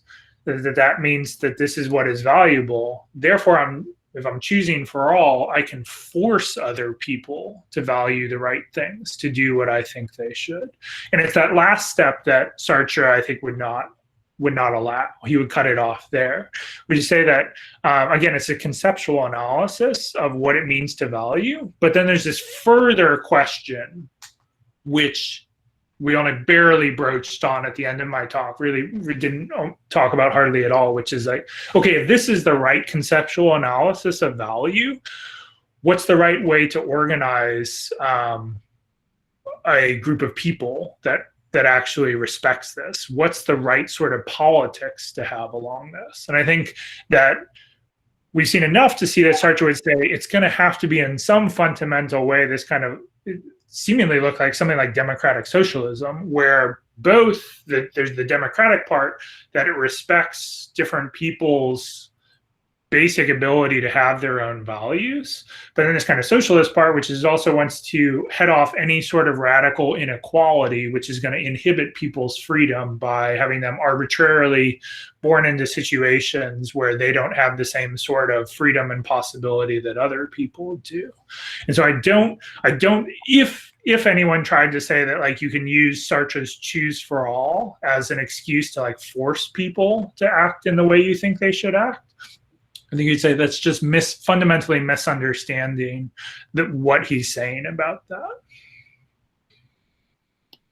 Right. The next question is sort of similar to what we've discussed right now. And I'll just read it to know if you want to add more on this. This is regarding how Sartre's perspective interprets situations where discordant people agree to something being aesthetically pleasing. Yeah, I actually don't. Again, I'm afraid I can't point you to the right texts of where Sartre talks most directly about aesthetic judgment. But so the thing that's springing to mind most directly is his analysis of literature as a particular kind of aesthetics. And I think for the most part, Sartre, at least maybe in his early thinking, there's some places where he talks more directly about pure aesthetics, but even by kind of mid-career and into later career, like when that essay, What is Literature, comes about, he actually doesn't seem very interested in just talking about aesthetics by itself, because what is literature, really the kind of message of that is that literature is always politically engaged in some way, and it's always playing a particular kind of purpose in the world. And so, but I think like if we applied what we've been talking about today to the question of aesthetics, we get the similar sort of picture, which is that one thing you might think, and which a lot of people do think, is that aesthetics is merely subjective. So you might think that if I think this Van Gogh painting is beautiful and you don't, then maybe that's just like me liking this dessert and you not liking that dessert. It could be just idiosyncratic matter of taste. The other possibility is that if it is a matter of value, then again, it'd be like what we're talking about with these moral judgments, which is that competing aesthetic judgments spring from our subjectivity, but still have this kind of universalizing push where I'm kind of suggesting that you should value as beautiful what I value as beautiful, and you vice versa. But I don't know in a kind of in a scholarly textual way how Sartre actually approached that question. The next question is by Beshali. She wants to know, if we make choices and that make values, would that mean the value system is ever changing? If it does, it can never form, shape, or a universal view. Does it then defeat the whole purpose of the philosophy? Good. Yeah. So first, I think it is true that our values, if we're making values through our choices are constantly changing, then our values can be changing. That is true. But I think the important distinction to make here is that kind of what particular individuals value through particular actions at moments. We can distinguish between that and then this practical question of what sort of like laws should we have, or what should our like societal priorities be? So since those laws or societal priorities are always going to be coming from more than one individual, we've already got this issue of, okay, how do we kind of like conglomerate different people's values into an agreed upon system? And then this further question is, say, as all the kind of starting places of different individual choices are changing, how do we allow that system to evolve? I think that those are all basically kind of practical political questions. And so I think we could imagine some of the things Sartre would say is it's going to have to be kind of democratic in certain ways. It's going to have mechanisms where it can change as people's values do change. But he's not going to have to say something like, we can't have it at all because it's never going to be perfect, or it's never going to perfectly capture our values in that moment, because there's going to be a lot of room for practical concerns here.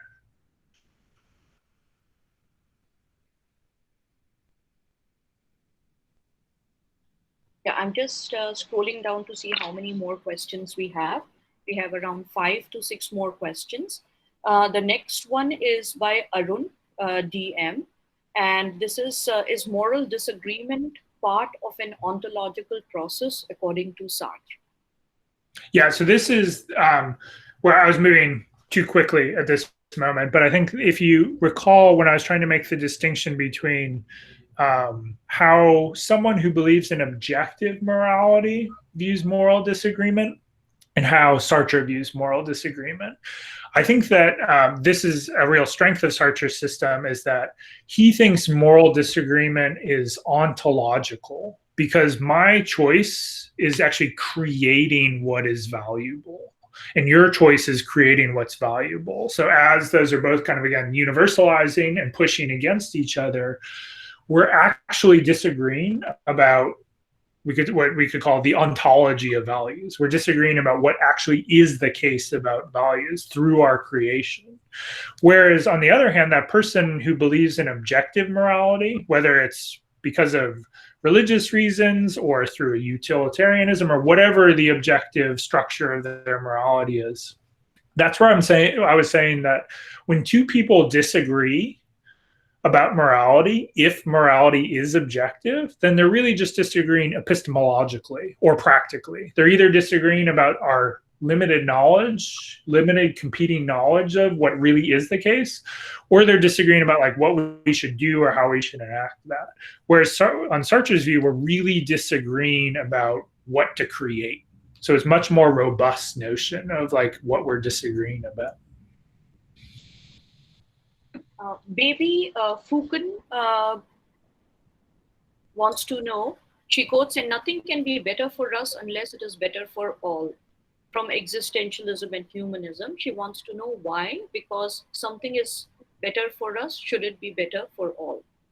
Good. Yeah. So this is another of these moments where I think we can get easily confused by what Sartre seemingly says in that sentence, and then what, if we understand his kind of overall picture, what he must be saying. So the idea that something can only be good for me if it's good for all, it could sound like he's saying, okay, it can almost sound utilitarian. It could sound like what we have to do is just do the thing that is best for the most number of people. But that's not the kind of universalizing that he's talking about. So again, it's this kind of much more basically Kantian universalizing.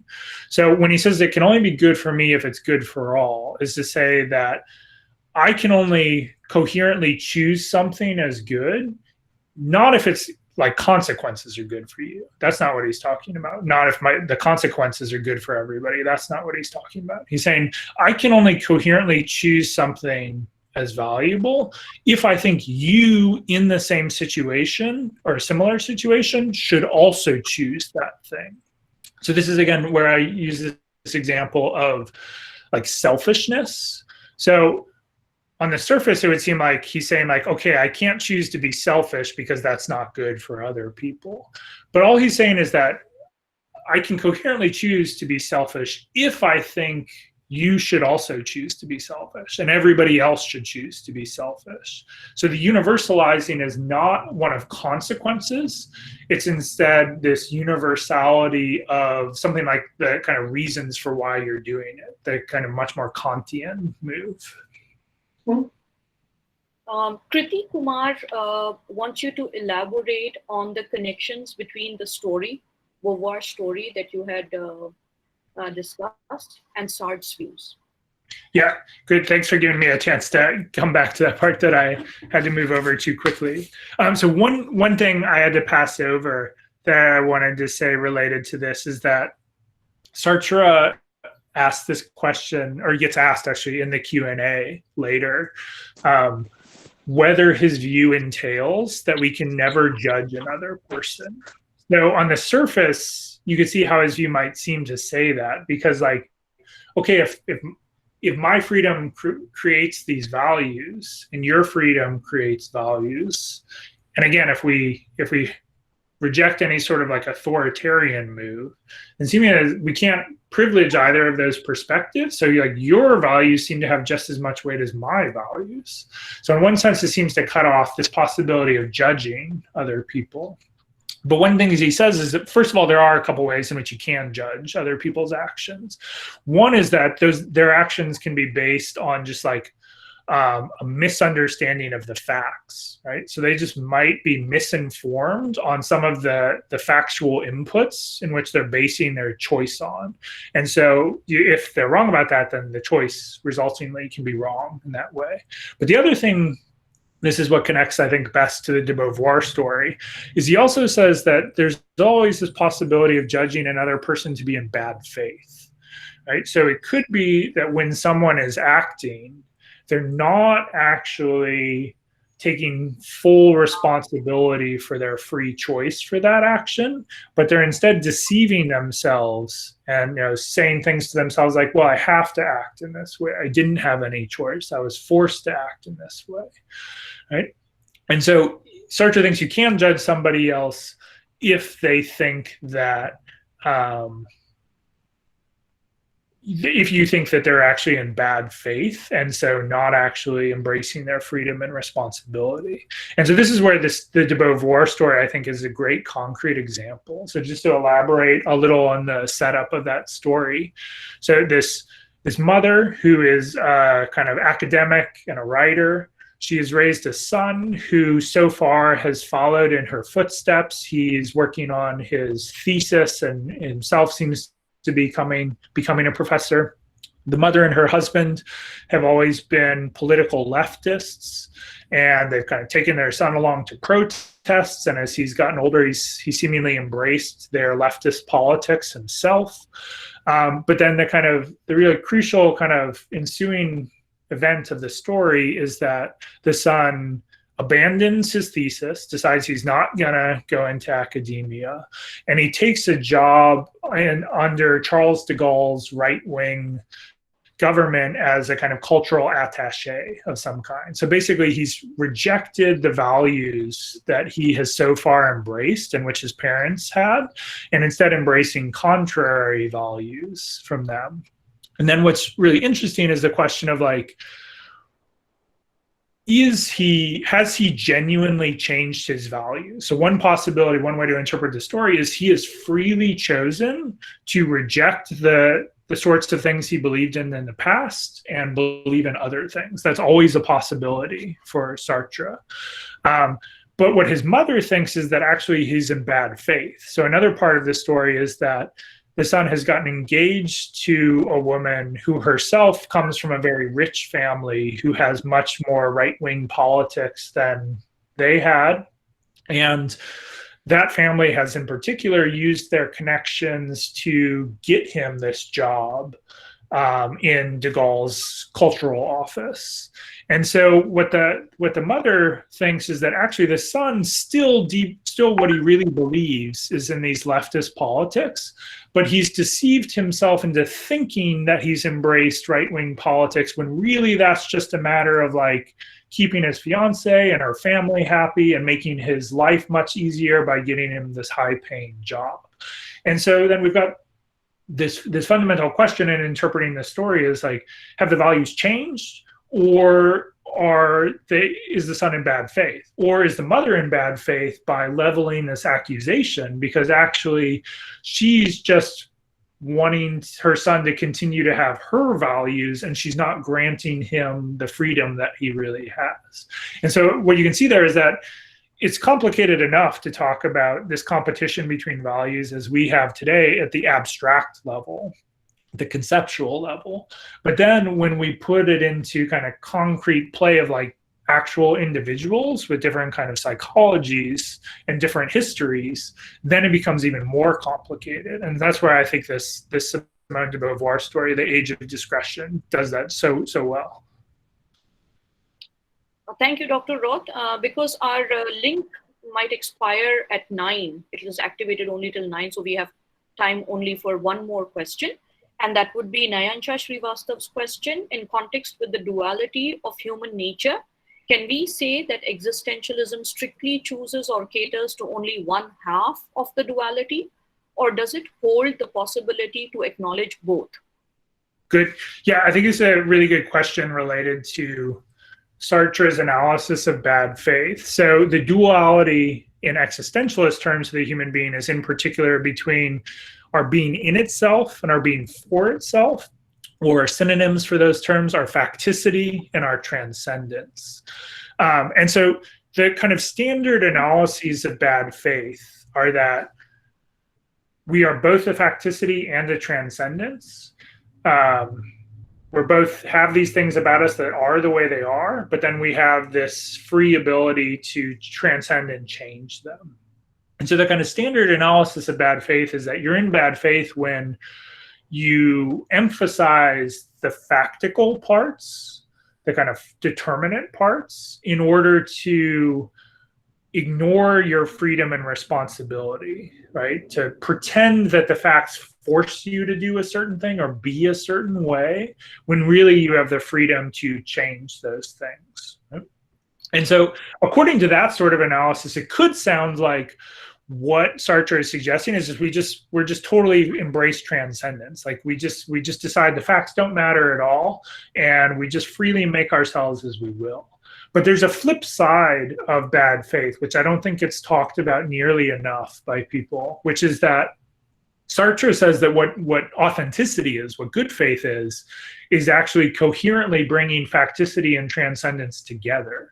And so what that suggests is that there's actually this alternative form of bad faith that over prioritizes indeterminacy and transcendence and completely ignores the facts. So that's the kind of opposite of the normal form of bad faith. So this would be the idea of saying something like, the fact I had to act this way, I was forced to act the way. This would be the kind of bad faith of saying like, it doesn't matter what the facts are. I can just choose this. So it's this. The way I would describe this is a kind of magical thinking where you think merely by thinking something you can make it so.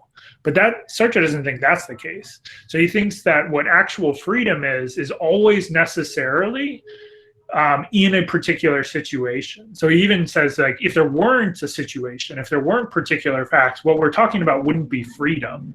It would be something more like kind of pure will or like pure whimsy, where merely thinking it makes it. But that's not what we are either. So with your question, I think what Sartre is actually recommending is this coherent conjunction of facticity and transcendence. But I think if we would say on the whole, the way he thinks those two things are brought together does in the end place kind of more value on the freedom part, because we do have to kind of acknowledge the facts are what they are, but we then have this enormous possibility of reinterpreting and changing them. So that's how the two come together. Thank you, Dr. Roth, for answering the queries and questions of our students. I will now pass on to Jaya Prakash for the vote of thanks.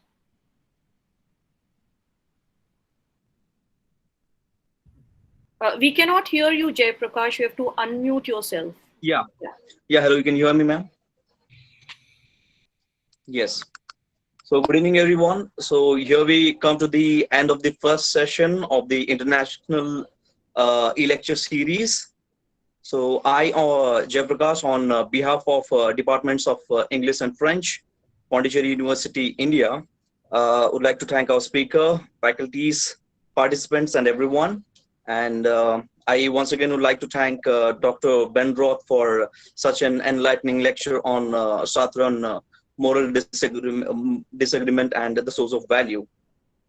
And I extend my thanks to Dr. Kalpana and Dr. Ritu, our organizers behind this event, who actually worked tirelessly for making this event a resounding success. Yes, I would like to thank our PhD scholars, Linu and Harita, who actually did all the technical work and was actually a great backbone for this event. And I finally would like to thank all the participants for the time, patience, and for some interesting questions as well. So thank you, everyone.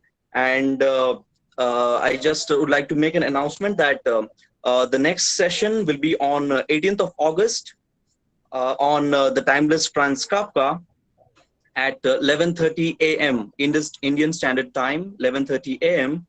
by Dr. Rosie Singh from Jawaharlal Nehru University, India. So I'll see you all. We hope to see you all in the next session. Till then, stay home, stay safe, and do take care. Thank you. Thank you, Dr. Ben. Thank you, Kalpana, and thank you, Rita. This was great. Yeah, it was wonderful having you. I can't tell you how much your talk was stimulating. It was really wonderful. Thanks. And I look forward to seeing you all for the other talk in a month. Yes, absolutely. Absolutely. I'm waiting for that. Do join when you have time. Do join for the other talks when you have time. Thank you. Thank you, everyone. And looking forward to seeing everyone on the 18th at 11:30. Bye-bye. Bye. Good night. Good night from India. Good night, sir.